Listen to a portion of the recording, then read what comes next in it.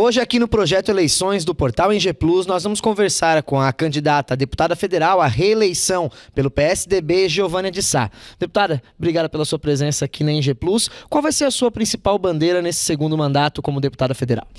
Então, boa tarde, é um prazer estar com você, Nicolas. Dizer que a principal bandeira nossa e que, na verdade, é de todos os brasileiros é a saúde. A saúde pública, ela está com uma demanda muito grande, com poucos recursos e precisamos urgentemente trabalhar a tabela do SUS, que encontra-se muito defasada, mas também dar um apoio aos nossos hospitais, porque é onde tem o atendimento de alta complexidade e sabemos que hoje, no Brasil, essa é uma grande demanda e poucos políticos têm aí como a bandeira principal. Muitos falam na saúde, mas para atuar e realmente dar esse apoio que tanto precisa. Qual é o grande problema da saúde brasileira e se você vê esse problema aqui na região de Criciúma também? Eu sou da Comissão de Saúde na Câmara Federal e de Assistência Social é a mesma comissão. Todas as cidades do Brasil, e eu tive a oportunidade de ir para o Norte, para o Nordeste, representando a comissão, e conhecer também como funciona essa política pública. E a necessidade ela é a mesma. Alguns com demandas maiores, outros nem tanto. O nosso sul, e eu digo os 3 estados do sul do país, eles ainda estão numa situação um pouco mais tranquila. Mas a necessidade, é só a gente visitar os hospitais, que a gente vê. São filas de cirurgia, são filas de exames, e as pessoas ficam na fila até anos, e aí ficam padecendo. Então, essa é uma grande demanda e que ela tem que ser atendida e buscar uma solução urgente, porque a saúde, ela é para todos, ela é universal. E os governantes, principalmente os governantes nos municípios, eles encontram muita dificuldade de ter o recurso suficiente para atender a tudo. E o governo federal tem que aumentar a tabela SUS, melhorar o atendimento, bem como os governos estaduais que não estão fazendo a sua parte. Então, nós precisamos buscar o apoio de todos os entes federados para melhorar essa política pública, que eu digo que é a principal, porque sem saúde você não vai à escola, você não trabalha, você não sai de casa. Então, essa é a necessidade prioritária. É lógico que educação é fundamental. Essa nem se discute. Essa tem que ter os recursos e essa tem que ser trabalhado, principalmente valorizando os professores, porque eles estão lá ensinando os nossos filhos.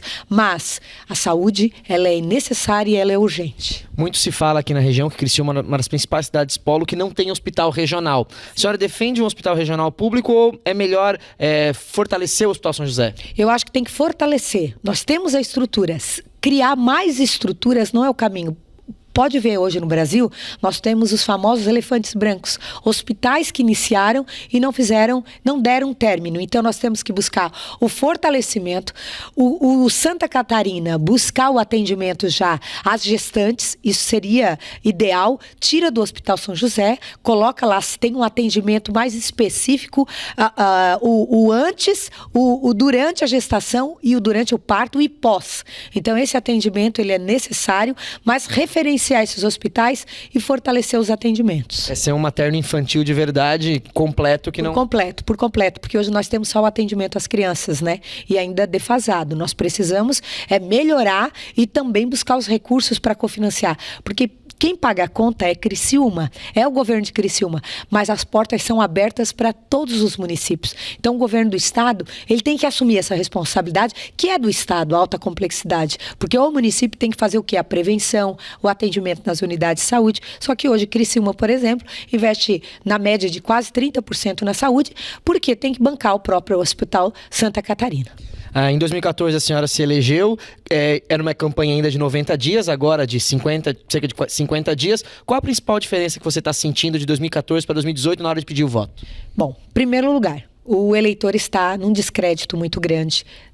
Digo que não é de um político específico, é da política em si, por tudo que foi construído nesses anos dentro da política, os próprios processos de corrupção, lava-jato, tudo isso deixou o eleitor de uma forma muito indignada. E como o período é muito curto, você não está conseguindo conscientizar todos. Mas eu digo que esse processo democrático de ir às urnas foi uma conquista ao longo de décadas e nós não podemos nos ocultar, porque eu digo que de 5 milhões de catarinenses, se 1 milhão for às urnas, né, vamos lá que 4 milhões não vão. Vai eleger os 4 federais, os 16 federais, os 40 estaduais, os 2 senadores, o presidente e o governador. Então nós precisamos o quê? Ir às urnas, dar uma analisada nos candidatos e não se ocultar. Esse é o caminho. Porque diz uma frase de Platão, né, que não há nada de errado com aqueles que não gostam de política, simplesmente serão governados pelos que gostam. Então, se você não for, se você não votar, alguém votará no seu lugar. A senhora defende a questão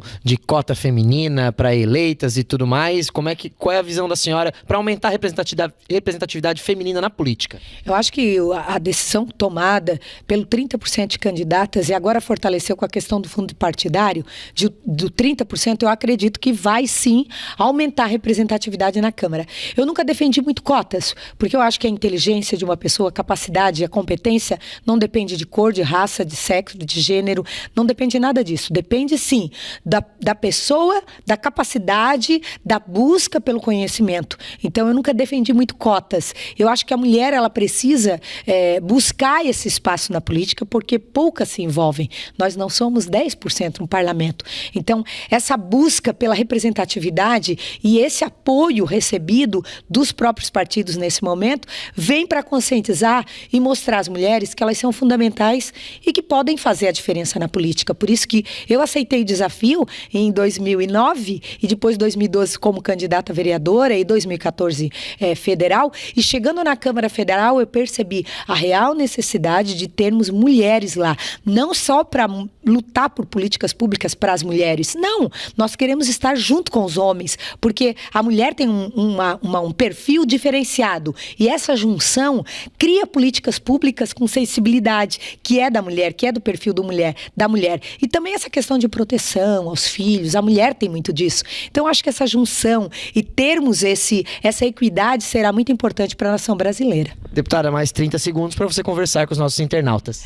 Agradeço a você a abertura, né, e dizer, principalmente aqueles que estão desacreditados, que não querem ir às urnas, procurem analisar o histórico do seu candidato, da sua candidata, aquele que melhor vai te representar. É claro que eu posso dizer que busquei fazer um trabalho com coerência, defendendo o trabalhador, defendendo a família brasileira e por isso eu, claro que apresento o meu nome, que busque nas mídias sociais o nosso nome, como de outros candidatos e principalmente o Sul tem que estar fortalecido. Não podemos perder representatividade nem na Câmara Federal e nem na Assembleia Legislativa. Por isso, eu conto com o seu voto, Giovânia de Sá, 4577.